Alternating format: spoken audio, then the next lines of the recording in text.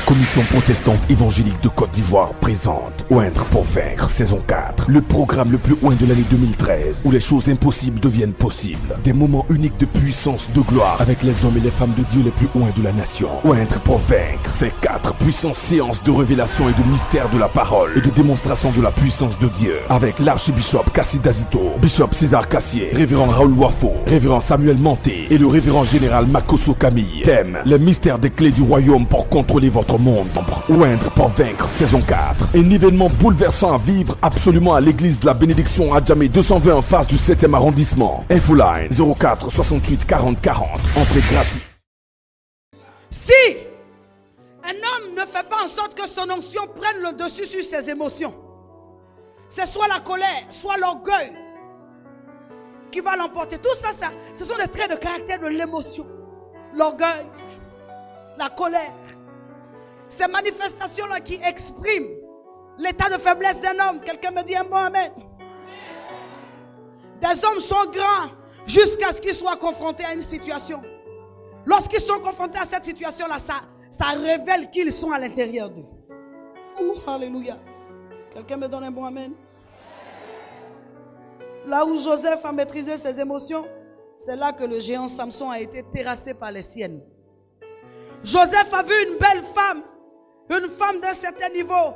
Jusqu'à quand il te sera difficile, monsieur le pasteur, de côtoyer des brebis d'un certain niveau dans ton église? Est-ce un drame pour l'Éternel d'avoir permis que dans ton église, il y a des femmes d'un certain niveau financier? Tu as demandé que Dieu t'apporte des ressources. La première réponse que Dieu donne à un homme, après une prière, c'est l'apparition d'un homme. La réponse à une prière commence par l'apparition d'un homme. Quand Dieu veut répondre à un homme, il envoie un homme. Je peux entendre un bon amen? Canalise tes émotions. Canalise tes joies. Le grand leader, c'est celui qui quelque part crée un mythe par l'impénétrabilité de ses émotions. On doit te connaître, mais on ne doit pas connaître jusqu'où.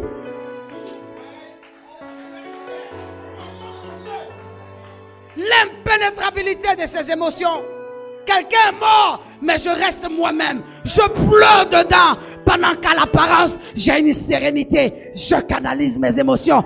Quelqu'un me met en colère, mais je reste moi-même. Je boue dedans, mais à l'extérieur, je reste tranquille. Je suis en train de canaliser mes émotions. Géant dans ce temps passe par géant sur ses émotions. Si votre niveau d'onction ne surpasse pas le niveau de vos émotions, votre niveau d'impact est à revoir. C'est trop facile de savoir quand vous êtes contrarié, il y a un travail à faire. On connaît facilement ce qui vous attire, il y a un travail à faire. C'est trop facile de savoir dans quel registre vous opérez, il y a un travail à faire. L'impénétrabilité de ces émotions. Je souffre dedans, mais je parais normal dehors. Peu importe qui tu es, il y a un stade où ton caractère te crédibilise ou te décrédibilise. L'onction va te donner un niveau pendant un temps, mais les émotions vont te donner un niveau tout le temps. Ce que je veux dire, c'est que ce qu'on voit de toi à la chair, c'est un temps. C'est tout au plus 1h et 1h30 qu'on voit.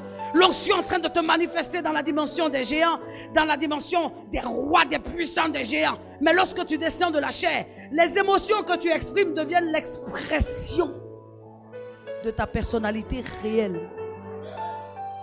L'onction est la manifestation d'une personnalité passagère. Les émotions sont la manifestation d'une personnalité continue. Ce sont tes émotions que tu dois travailler et laisser à Dieu le soin de travailler ton onction. Mais nous faisons l'inverse. Nous voulons travailler l'onction et laisser à Dieu de travailler nos émotions. Non, Dieu travaille, il ne fait rien avec tes émotions. Un jour, Jésus se trouvait dans la famille de Lazare, non loin, comme ça. Et Jésus s'est mis à pleurer. Quelqu'un dit calmez-le. Non, le Père, il ne travaille pas avec les émotions. Lorsque Jésus s'est trouvé à côté du tombeau, qu'il a dit Lazare, sors. L'onction s'est manifestée. On dit qu'est-ce qui se passe? Il dit le Père travaille avec l'onction. Dieu ne sera jamais dans les décisions que tu prends avec émotion. Mais il sera toujours dans les décisions que tu prends avec l'onction. Quand Samson a décidé de livrer son secret, il était sous le coup de l'émotion. Quand il parlait à Dalila, Dieu n'était pas là.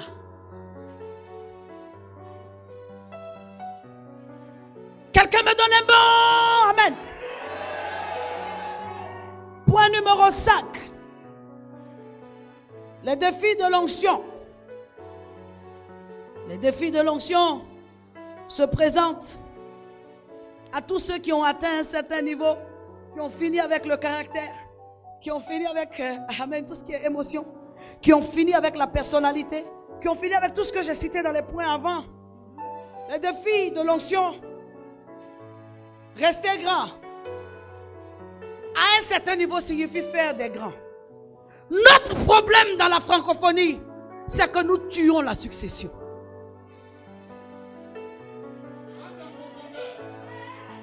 Nous tuons la succession.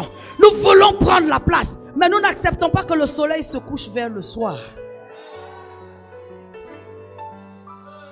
Tant que les géants de la francophonie ne vont pas travailler à susciter d'autres géants, la francophonie ne restera pas dans l'histoire.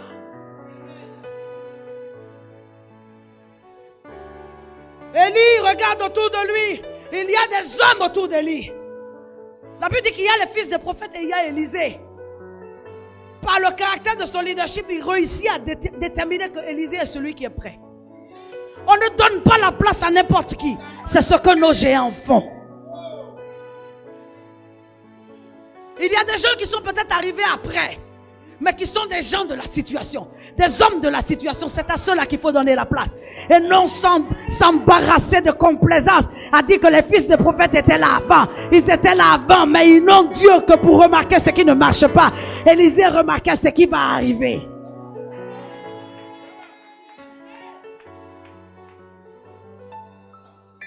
Pour que la francophonie se tienne, il faut que la francophonie, arrivée au coucher du soleil, donne de la place à la francophonie au lever du soleil.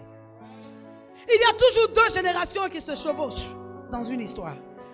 Pendant que Moïse s'était déjà levé, Josué pointait à l'horizon. Les deux générations ne sont jamais loin l'une de l'autre. Moïse n'était pas loin de Josué et Josué n'était pas loin de Moïse, mais ce n'était pas Aaron. Aaron était l'homme d'un temps. Aaron était l'homme de certaines circonstances, mais Josué était l'homme de la destination.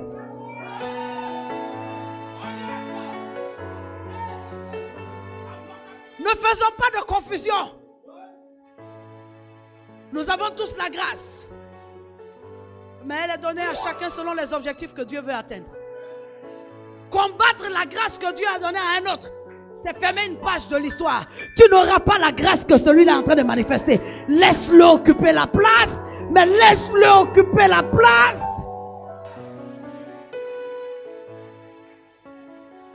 Le problème, malheureusement, de la francophonie, c'est qu'il n'y a jamais de successeur. Il y a des noms qui restent d'éternité en éternité. On ne donne que ces noms. On ne parle que de ces noms. Mais un jour on a dit Élisée fut enlevé. Élie fut enlevé. Et ce fut le tour d'Élisée. Je veux entendre quelqu'un dire donne le tour d'Élisée à Élisée. La francophonie veut rentrer dans l'histoire. Qu'elle admette et qu'elle fasse de la place à ses successeurs. C'est ce qu'Élisée n'a pas compris. Et j'ai l'impression qu'Élisée, c'est son onction qui est en train de frapper la Côte d'Ivoire. Élisée, c'est son onction. Il veut mourir avec géant. Même ses os sont géants. Là, dans la tombe, le puits, il est géant. Le tombeau le sait. Laisse l'onction dehors et puis prends une taille osseuse pour rentrer dans les os. Il y a quelqu'un qui doit m'entendre. Afin de te donner la place pour les 15, 20, 25 prochaines années. Parce que c'est toi qui dois régner. Donne-moi un bon amen. C'est toi qui dois régner. Donne-moi un bon amen. Oui, les défis de l'onction parle aussi des défis face à l'opinion publique. Monsieur, madame, vous serez confronté à l'opinion publique si vous avez une destinée. L'opinion publique, c'est cette opinion qui se forge autour de vous. De vraies ou de fausses informations, mais qui circulent. On dit, il paraît. On dit. Il paraît peut vous tuer quand vous vous soumettez à il paraît. On dit peut vous tuer quand vous vous soumettez à on dit. Mais lorsque vous avez atteint le niveau d'impact suffisant pour écraser l'opinion publique, vous devenez quelqu'un qui se tient dans le temps. Votre attitude confirme ou infirme l'opinion publique. Donne-moi un bon amen. Gloire à Jésus. Est-ce que je peux entendre un bon amen? Oui, notre réaction face à l'opinion publique, ce que les gens pensent et ce que les gens disent, ce n'est pas toujours vrai, mais ils le disent quand même. Comment est-ce qu'on réagit par rapport à ce que les gens disent? Votre réaction va crédibiliser ce que les gens disent, confirmer ou infirmer. Quelle est la réaction que vous choisissez d'avoir? Vous êtes devenu grand, mais vous descendez, vous enlevez vos chaussures chaque fois. Vous êtes prêt à vous placer chaque fois qu'on dit que quelqu'un a dit. Quand quelqu'un a dit, on lui répond par ce qu'on est réellement. Et c'est là la confusion. Quand vous êtes arrivé à un certain niveau de grandeur, parce qu'il y en a qui sont arrivés à un niveau de grandeur, mais qui cassent le mythe à ce niveau-là. Il enlève le mythe, il enlève sa veste, il enlève ses chaussures, on va se placer. On ne se place pas. Mes actions vont te confronter. Point numéro 6. Oui, point numéro 6. Dimension générationnelle. Laisser un héritage à son temps. Les vrais leaders sont ceux qui laissent toujours des gens derrière eux. S'il n'y a personne après vous, si l'église est en train de tomber quand vous êtes simplement parti au Ghana, votre leadership n'a pas encore atteint un certain niveau. Vous partez au Ghana, vous partez en Allemagne, aux États-Unis, l'église doit tenir. Parce que l'église a en elle, ou du moins vous, votre onction est la colonne vertébrale qui tient l'église. Et votre onction est appuyée sur l'Esprit de Dieu. Et voilà pourquoi, par votre onction, l'église peut tenir malgré votre absence. Point numéro 7, c'est mon dernier point. Quelqu'un me donne un bon amen. Les géants sont ceux qui meurent dans la grandeur. Ceux dont on parle au passé, pendant qu'ils sont encore vivants, le vieux prophète, ceux-là ont perdu la place. Ils ont perdu le niveau de l'impact. Mais ceux qui restent grands, ils restent grands. Ils gardent leur position. Ils savent entourer leur position d'une certaine dimension. Il y a un niveau où on ne fait pas, mais on aide les autres à faire. C'est le 7e niveau de l'impact. On ne fait pas, on ne fait plus, mais on aide les autres à faire. Et c'est à ce niveau-là que Moïse est arrivé en disant à Josué, vas-y, allez explorer, allez regarder comment est le pays. On laisse un héritage. Et on peut mourir en sachant que on s'est perpétué dans le temps. Mesdames et messieurs, ce matin, je bénis le Seigneur. J'ai eu grand honneur à exposer devant vous sur les 7 niveaux de l'impact. Ma prière, c'est que la Côte d'Ivoire offre à ses fils et à ses fils une génération gagnée à ce temps. Une génération gagnée au défi de ce temps. Ma prière, c'est que l'Église occupe sa place. Ma prière, c'est que vous et moi, parmi vous et moi, soient trouvés les hommes de ce temps et qu'ils accomplissent pour nous tous les défis de ce temps. Que Dieu nous bénisse. Porte et le fait voler tôt, et que le roi de gloire fasse son entrée. Qui est donc ce roi de gloire? L'Éternel, fort et puissant. Voici le roi de gloire.